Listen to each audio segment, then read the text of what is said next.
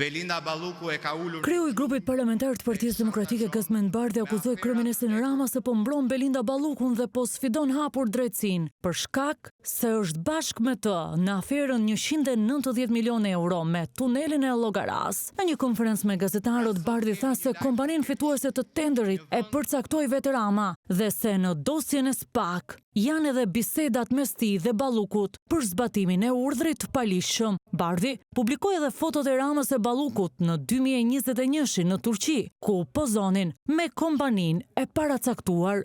Kompaninë fituese të tunelit të Llogaras nuk e përcaktoi apo paracaktoi Belinda Balluku, por e paracaktoi Edi Rama dhe Belinda Balluku. Dhe siç ndollen mesazhet e Belindës në telefonin e Evis Berberit për zbatimin e një urdhri të kundraligjshëm të shefit saj, ashtu ndollen edhe mesazhet e Edi Ramës në telefonin e Belinda Ballukut. Kjo është fotografia e datës 3 qershor 2021, fiks 3 muaj përpara se të hapej gara për tunelin e Llogaras, që përcakton qartë se Edi Rama ka dalë dhe paracaktuar bashkë me Belindën e tij kompaninë fituese të tunelit Llogaras, duke i dhënë 50 milion më shumë se sa ç'ishte oferta gjatë garës parë të anulluar.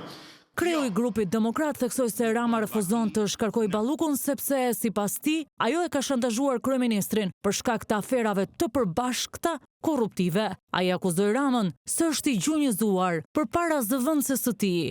Edi Rama dhe Belinda Balluku janë bashkë në aferën e tunelit të Llogaras. Belinda Balluku e ka ulur në gjunjë dhe e shantazhon me aferat e përbashkëta. Edi Rama, kryeministri i vendit, zyrtarisht është avokati i një të pandehur dhe ju siguroj se tenderi i paracaktuar i tunelit Llogaras me 190 milion euro është vetëm maja e icebergut për aferat e përbashkëta korruptive Rama Balluku.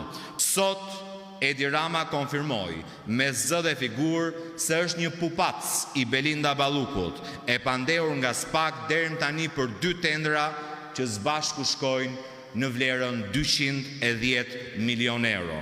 Bardhi akuzoi më tej kreun e qeverisë se është në krye të çdo afere korruptive dhe se me kërcënimin që i bëri prokurorëve dha mesazhin se pushteti ekzekutiv është i pavarur nga detyrimi për të zbatuar ligjin.